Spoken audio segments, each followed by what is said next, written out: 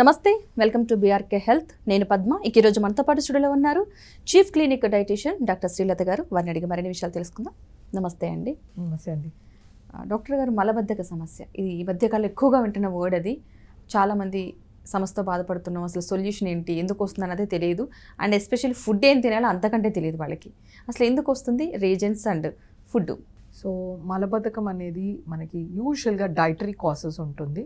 So constipation అనేది common problem అయిపోయింది. మనకి చిన్నపిల్లల నుంచి కూడా చూస్తున్నాం మనం. అది పెద్దవాళ్ళ వరకు కూడా, అంటే వృద్ధుల వరకు కూడా, పీడియాట్రిక్ టు జీరియాట్రిక్ ప్రతి ఏజ్ గ్రూప్లో ఇది చాలా కామన్ అయిపోయింది. మనకి ఆహారంలో పీచు తక్కువ అయిపోయినప్పుడు కాన్స్టిపేషన్ వస్తుంది.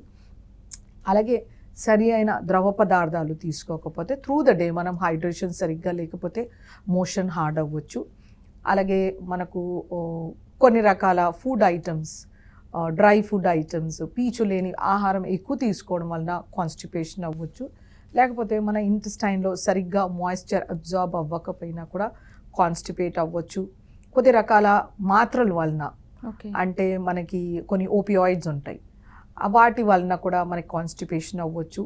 అలాగే మన ఐరన్ కరెక్షన్ ఇచ్చే మెడిసిన్స్ వలన కూడా మనకి కాన్స్టిపేషన్ అవ్వచ్చు. కాల్షియం ఛానల్ బ్లాకర్స్ వలన కూడా అవ్వచ్చు. లేకపోతే యాంటీ డిప్రెసెంట్ మెడిసిన్స్, అలాగే డిప్రెషన్లో ఉండే వాళ్ళకి కూడా కాన్స్టిపేషన్ అవ్వచ్చు. చాలా స్ట్రెస్ ఉండే వాళ్ళలో కూడా కాన్స్టిపేషన్ అవ్వచ్చు. హైపోథైరాయిడిజంలో కూడా కాన్స్టిపేషన్ అవుతుంది.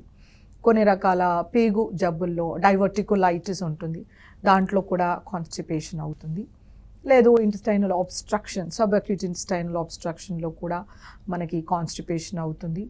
ఒక్కొక్కసారి మోషన్ హార్డ్గా అయిపోయి కొలన్లో అబ్స్ట్రక్ట్ అవుతుంది, ఫీకల్ ఇంపాక్షన్ అంటారు, పెద్దవాళ్ళలో చూస్తుంటాం. డ్రై హార్డ్ స్టూల్స్ అవుతాయి.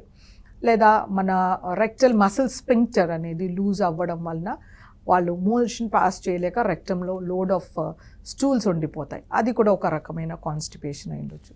సో రకరకాల కారణాలు, మనం పీచు తక్కువ అవడం కానీ, లేకపోతే హైడ్రేషన్ లేకపోవడం కానీ, మాత్రలు ఉండొచ్చు, స్ట్రెస్ ఉండొచ్చు, కొద్ది రకాల క్లినికల్ కండిషన్స్ ఉండొచ్చు. ఏదైనా సరే మనకి కాన్స్టిపేషన్ వచ్చే ఛాన్సెస్ ఉంటాయి. సో ఆహారం అనేది చాలా important. So if what you start your day with, మనము లెట్స్ సే చపాతీ విత్ మనము సబ్జీ తీసుకుంటున్నాం, రొట్టెలు, కూర. So you will have good stool. మీకు మార్నింగే ఫైబర్ బాగుంటుంది. Let's say child eats bread with jam, ఒక 2 సైజుల బ్రెడ్లో జామ్ వేసుకొని తినడము, చీజ్ వేసుకొని తినడము. So white bread is pure maida and cheese has no fibre, butter has no fibre. So ఖచ్చితంగా baby constipate అవుతారు. సో మదర్స్ షుడ్ అండర్స్టాండ్ ఎట్లాంటి ఆహారం ఇవ్వాలి, ఇవ్వకూడదు. It is easy for the mother to send the child, ఓ bread తీసుకొని ఓ jam కానీ చీజ్ కానీ బటర్ రుద్దేసి వాళ్ళకి ఇవ్వడం, వాళ్ళు తినడం, ఎంజాయ్ చేయడం. Mother is happy, child is happy, because it saves labour for the mother, time, and the child is happy to eat. Both of them are happy. But what is happening with the child is important. అదే మనము ఇడ్లీ సాంబార్ ఇచ్చాము, 2 ఇడ్లీలలో 1 cup sambar వేసి ఇచ్చాము.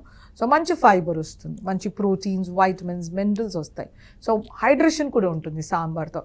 అలాగే మనం ఒక దోశ ఇచ్చాం, దోశతో పుదీనా చట్నీ చేయడం కానీ, గోంగూర చట్నీ కానీ, కరివేపాకు పొడి వేసాం. So it has got good amounts of fibre. Okay.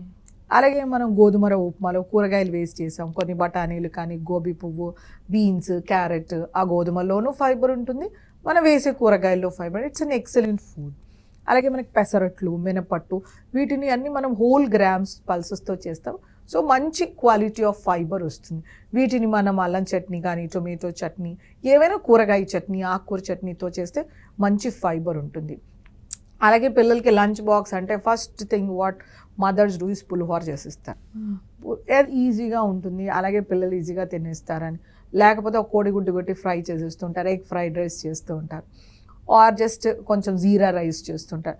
So ఇలాంటివి మనం ఆలోచించాలి. మనకి యావరేజ్గా అంత కూరగాయ, అంత పప్పు, అంత పెరుగు, మజ్జిగ కావాలి. సో ఆ చైల్డ్కి కానీ, ఆర్ ఫర్ అస్ ఆల్సో, చాలామంది లంచ్ బాక్సెస్లో కూడా పులిహోర ఇలాంటివి తెచ్చుకుంటూ ఉంటారు, జీరా రైస్ కానీ అలా. సో మనం ఆలోచించాలి, మనకు తీసుకునే ఫైబర్ తింటున్నామా లేదా. If the child wants or if a person wants it, salad అనేది ఇంపార్టెంట్. ఇప్పుడు మనం ట్రెడిషనల్ థాలీలో చూసుకున్నాం, మన సౌత్ ఇండియన్ థాలీలోనే మనకు ఒక రోటి పచ్చడి ఉంటుంది. రోటి పచ్చడి ఖచ్చితంగా కూరగాయతోటి చేస్తారు, లేదా కందులతో చేస్తారు, ఏదో ఒకటి మనకి. అందులో ఖచ్చితంగా వెల్లుల్లియో, ఉల్లిపాయలో మనకి ఎండుమిర్చి, పచ్చిమిర్చి, నువ్వులు అన్నింటిలోనూ ఫైబర్ ఉంటుంది. సో మనం ఫస్ట్ మీల్ స్టార్ట్ చేసేదే రోటి పచ్చడితో. సో ఖచ్చితంగా ఫైబర్ వచ్చేస్తుంది. అలాగే మనకి కూరగాయ ఉంటుంది, ఓ వెట్ కర్రీ, ఓ డ్రై కర్రీ ఉంటుంది, అలాగే పప్పుచారు కానీ, సాంబార్ కానీ, రసం కానీ ఉంటుంది. వీటిలన్నింటిలోనూ ధనియాలు, జీలకర్ర వేస్తే సోర్స్ ఆఫ్ ఫైబర్. కరివేపాకు ఉంటుంది, కొత్తిమీర ఉంటుంది, పచ్చిమిర్చి ఉంటుంది, కూరగాయలు వేస్తుంటాం, అలాగే కూరగాయ కర్రీ కూడా ఉంటుంది. ప్రతి దాంట్లోనూ మనం చూస్తే ట్రెడిషనల్ థాలీలో మంచి ఫైబర్ వస్తుంది. అలాగే మనము పెరుగు చట్నీలు చేసుకుంటూ ఉంటాం. సో వాటిల్లో కూడా మనకి ఫైబర్ వచ్చేస్తుంది. మనము తీసుకునే ఆహారం ట్రెడిషనల్ ఫుడ్లో ఎక్సలెంట్ ఫైబర్ ఉంటుంది. ఎప్పుడైతే మనం మన ఫుడ్ని మర్చిపోయి వేరే ఏదో తినడానికి ట్రై చేస్తాం చూడు, అక్కడ మనం పప్పులో కాలు వేస్తాం. So that's where we end up in troubles. So మనం ఆలోచించుకోవాలి, ఈ తినే ఆహారం మనకి శరీరానికి కరెక్టా కాదా. Yes, you need to satisfy your tongue, but ఎంతకాలం ఎన్ని రోజులు సాటిస్ఫై చేస్తున్నాం అనేది చూసుకోవాలి. సో పొద్దున్నే టీలో రస్క్ తినడం చాలా మందికి అలవాటు. పొద్దున్నే tea biscuits, Marie biscuits are very healthy, it doesn't have fat, that's a myth. So పొట్టలో గ్యాస్ ఫామ్ అవుతుంది, పొట్టలో మంట వచ్చేస్తుంది, ఖాళీ కడుపులో టీ తాగితే మానేసేయండి tea. You don't need to eat rusk and biscuits. We're not westerners. మన కల్చర్ కాదు బిస్కెట్స్, టోస్ట్ తినడం. పిల్లలు కూడా సాయంత్రంలో బేకరీ బిస్కెట్స్, ఉస్మానియా బిస్కెట్స్ అవన్నీ అలవాటు చేసేస్తారు. క్రీమ్ బన్స్ అని, దిల్కుష్ బన్స్ అని, what not, muffins, paper cakes, everything they give. వాటితో కాన్స్టిపేషన్ ఎక్కువ అవుతుంది. మనకి కల్చర్ ఏంటి, మరమరాలు తినడం వల్ల మన కల్చర్, అటుకులు తినడం మన కల్చర్, జంతికలు తినడం మన కల్చర్. జంతికలో వాము ఉంటుంది, నువ్వులు ఉంటాయి, జీలకర్ర ఉంటుంది, అన్ని రకాల మసాలా ఉంటుంది. So that is very good laxative for our intestine. మలబద్ధకాన్ని తొలగిస్తాయి. మనం ఇలా కొనుక్కొని తింటున్నాం కదా వెస్ట్రన్ ఫుడ్స్, వీటితో కాన్స్టిపేషన్ ఎక్కువగా అవుతుంది. సో మనం బ్రేక్ఫాస్ట్ కానీ, లంచ్ కానీ, డిన్నర్ కానీ, స్నాక్ కానీ ప్రతి చోట ఫైబర్ ఉండేలాగా చూసుకోవాలి. హైడ్రేషన్ అనేది చాలా ఇంపార్టెంట్. మనకి మంచి కూరగాయల సాలెడ్, ఫ్రూట్స్ ఇలాంటివి తీసుకుంటే మంచిది. అలాగే మనం జ్యూసెస్ తాగడం వలన మళ్ళీ కాన్స్టిపేషన్ అయిపోతుంది అనమాట. సో ఫ్రూట్ని యాసిడ్ ఫ్రూట్గానే తీసుకుంటూ ఉండాలి. సాలెడ్ తీసుకుంటే కనుక మనకు మలబద్ధకం చాలా కంట్రోల్ అవుతుంది. కొంతమంది అంటూ ఉంటారు, అది ఎంతవరకు వాస్తవం మనకు తెలియదు, కానీ కరక్కాయ దాంతో మలబద్ధక సమస్యకి చక్కటి సొల్యూషన్ ఉందని అంటున్నారు. ఎలా? సో ఆయుర్వేదం ప్రకారం మనకి కరక్కాయ అనేది మల్టిపుల్ హెల్త్ బెనిఫిట్స్ ఉంటాయండి. సో కరక్కాయతో మనకి ఎక్సలెంట్ ఫైబర్ ఉంటుంది. దాంట్లో ఒక పర్గేటివ్ ప్రాపర్టీస్ అంటారు, కార్మినేటివ్ ప్రాపర్టీస్ అంటారు. సో మన ఇంటెస్టైన్ మొటిలిటీకి హెల్ప్ చేస్తుంది అనమాట. సో మనకది చాలా మంచిది. మనకది రెస్పిరేటరీ ట్రాక్ ఇన్ఫెక్షన్ కానీ, గట్ ప్రాబ్లమ్స్ కానీ, ఇంకా కొన్ని రకాల స్టోన్స్ ఫామ్ అవ్వకుండా కానీ, మనకు ఇన్ఫ్లమేషన్ రాకుండా కొన్ని రకాల ఇన్ఫెక్షన్ని కంట్రోల్ చేస్తుంది. సో మల్టిపుల్ హెల్త్ బెనిఫిట్స్ ఉంటాయి కరక్కాయకి. So as a clinical nutrition, నాకు తెలిసిన న్యూట్రిషన్ పాయింట్ ఆఫ్ వ్యూ చెప్పాను. It has got medicinal properties. మీరు అదే ఆయుర్వేదిక్ డాక్టర్ని అడిగితే చాలా ఇన్ఫర్మేషన్ ఇస్తారు మీకు. But it is a known fact, అందరికీ తెలిసింది. మనకి కాన్స్టిపేషన్ని రిలీవ్ చేస్తుంది.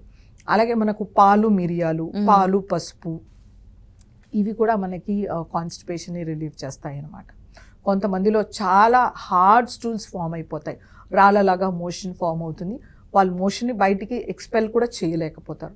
సో అలాంటి వాళ్ళకి ఈ కరక్కాయ కానీ, మనకి రకరకాల ఫుడ్ ఐటమ్స్ ఉంటాయి.